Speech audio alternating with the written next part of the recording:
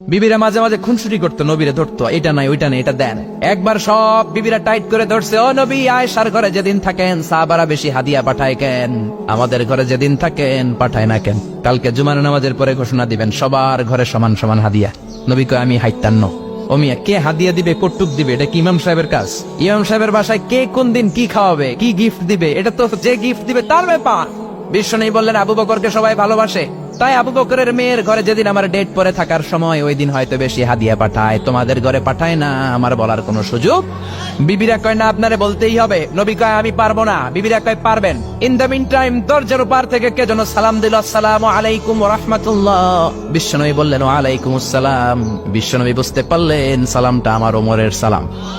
বিশ্বনবী সালামের উত্তর দিয়ে বিবিদের দিকে তাকায় দেখে একটা বিবি ওর সামনে নাই, সব উদাও, ভ্যানিশ হয়ে গেছে। ওই যে ওমর, সুবহানাল্লাহ পড়বেন না?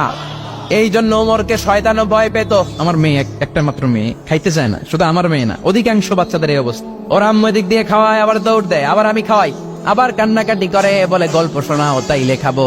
এখন গল্প শোনাইলেও খায় না। বর্তমান সময়ের ছেলে মেয়েগুলো এরকম, এত জ্বালাতন করে। খেতে চায় না তো বলতে হয় বাঘ আসবে বাঘ, সিংহ আসবে সিংহ, সিংহ মামা আসবে, ঘুমাও ঘুমাও, এগুলো আমরা বলি না? বড় দোষী তো তার কি বলেন? বাচ্চা যদি না ঘুমায়, না খাইতে চায়, এগুলোই তো বলে। বাঘ আসবে, বিড়াল আসবে। মদিনাতে ওমরে ফারুক যখন খলিফা, মদিনার কোনো বাচ্চারা যদি না খেতে চাইতো, না ঘুমাইতে চাইতো, মদিনার মায়েরা বলতো তাড়াতাড়ি ঘুমাও, ওই যে ওমর আসতেছে, ওমর। কি শাসক ছিলেন সাইয়েদনা ওমর! সবাই সমান, উনার বিধান, উনার রীতি সবার জন্য সমান। মদ খাওয়ার অপরাধে নিজের কলিজার টুকরা ছেলে আবু শাহমাকে 80টা বেত মেরেছে। হাদিসটা দাঈফ, তবে শিক্ষা আছে আমাদের জন্য। 80টা বেত মেরেছে। এক রাতে পাওয়া যায় বেত মেরে ছেলেটাকে আহত করে ফেলেছে, আর এক রাতে পাওয়া যায় পিটাতে পিটাতে ছেলেটাকে দুনিয়া থেকে শেষ করে ফেলেছে। ছেলের মুখে গন্ধ পেয়েছে। আর শরীফতা খামরান, কিরে মদ খাইছস? না বাবা, শরীফ তো নাবিজ, আমি নাবিজ খেয়েছি। নাবিজ খাওয়া যায়।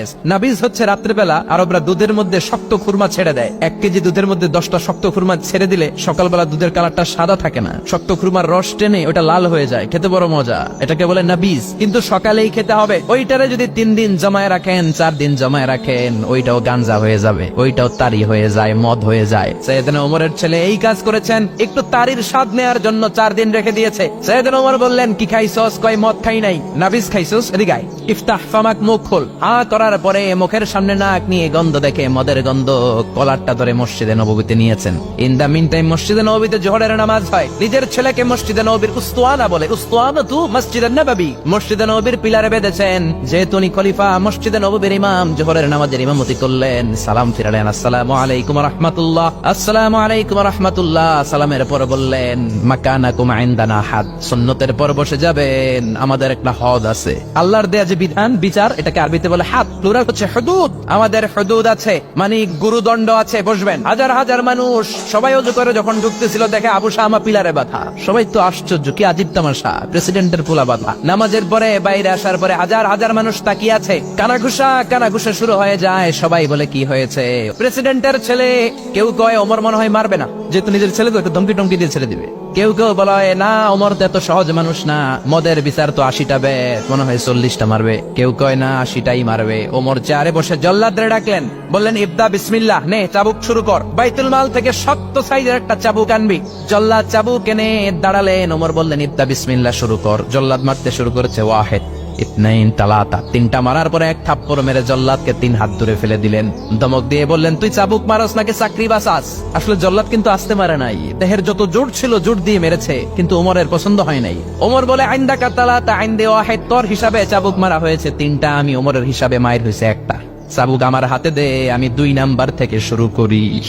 ওমরে ফারুক 2 নাম্বার শুরু করলেন। 2, 3, এক একটা চাবুক মারে, ছুপ ছুপ করে চামড়া ছিলে, রক্তগুলো মসজিদে নববীর বারান্দার পিলারের মধ্যে লাগে। ওমরের চেয়ে শক্তিশালী দ্বিতীয় কোনো পুরুষ মদিনার জামিনে ছিল নাকি? ওমরের হাতের মাইর। ছেলেটা চিৎকার দিয়ে বলে বাবা, ও আব্বা, আর মদ খাবো না, ছেড়ে দেন, আর খাবো না। মদ তো আমি খাই নাই, আমি খেয়েছি নাবিজ, 3-4 দিন রাখার কারণে একটু মাতলামি হয়েছে আমার। আব্বা এবারের জন্য ছেড়ে দেন, আর খাবো না। ওমরের কঠোর হৃদয়ে কোনো দয়া মায়া আসনা, মারতে লাগলেন। এবার আবু শাহমার মা, ওমরের বউ, পায়ের মধ্যে ওমরের পায়ে পড়ে ডেকে বলে ওমর, আমার কলিজার টুকরা ছেলেটারে মারিস না। 30টা বাড়ি মারা হয়েছে, আর বাকি 50টা বাড়ির জন্য এক একটা চাবুকের বিনিময়ে আমি এক একটা ওট আল্লাহর রাস্তায় সদকা করবো রে ওমর। সাইয়েদনা ওমর বলে এর নিয়ে যাও। আবু শাহমার মা ওট দিয়ে আল্লাহর জাইন চাবুকের বাড়ি থেকে একটা বাড়িও কমানো যাবে না, 80টা বাড়ি দেয়া পর্যন্ত পৃথিবীর কোন শক্তি আবু শাহমারে আমার হাত থেকে ছুটাতে পারবে না। আবু শাহমার মা কাঁদতে লাগলো। ওমরের মনে দয়া মায়া হয় না। 40টা বাড়ি মারার পরে ছেলে বেহুশ, 50টা মারার পরে আবু শাহমা দুনিয়া থেকে শেষ। সবাই নিস্তব্ধ নীরবতা, পিন ড্রপ সাইলেন্ট, পিনপতন নীরবতা। রাগে তখনও গড়গড় করছে ওমর। সাইয়েদনা ওমর বলেন, গোসল দে, জানাজা দে, কবর দে। কবর দেওয়ার পরে ওই কবরের উপর 51 নাম্বার থেকে মারা শুরু করলেন। 52, 53, 60টা, 70টা, 80টা চাবুকের বাড়ি কবরের মধ্যে বিশাল বিশাল বড় বড় বাড়ি মেরে আঘাত করে আল্লাহরে ডেকে বললেন, আল্লাহ, আমার ছেলে হওয়ার কারণে, প্রেসিডেন্টের ছেলে হওয়ার কারণে আমি পার্সিয়ালিটি করি নাই, একটা চাবুকের বাড়িও কম দেই নাই। কিয়ামতের দিন তুমি আমারে জালিমদের কাতারে দাঁড় করাতে পারবা না। আল্লাহু আকবার। ওই ওমরের শাসন যদি দেশে থাকতো, দেশটারে মদিনা বানাইতো কে? এখন রিকশাওয়ালার পোলার জন্য এক নিয়ম, প্রধানমন্ত্রীর পোলার জন্য আরেক নিয়ম, কুলিওয়ালা ঠেলাওয়ালার জন্য এক নিয়ম, প্রেসিডেন্টের মেয়ের জন্য আরেক নিয়ম। জোরে বলেন ঠিক কিনা? সবার জন্য যদি এক নিয়ম হতো, চুরি করলে যদি হাত কাটা হতো, জিনা করলে যদি পাথর মেরে গর্দানটা উড়িয়ে দেয়া যেত, বাংলার জমিনে আর কোনো চোর আর জিনাখোর পাওয়া যেত না। চুরি করলে হাত কাটো কার আইন? তবে এটা কলা চোর, মুরগি চোর, ডাব চোর, আম চোর না। যেই চোরগুলো একটা কলমের সিগনেচারের খোঁচায় দেশের 1000 কোটি টাকা মেরে দেয়, ওই চোরদের হাত আগে কাটতে হবে। যেরকম ঠিক কিনা? এক কলমের খোঁচায় শেয়ার বাজার খাইয়া ফেলায়, হলমার্ক খাইয়া ফেলায়, দেশের টাকা সুইজারল্যান্ডে পাঠায়, ওই চোরগুলার হাত। জোরে বলেন ঠিক কিনা?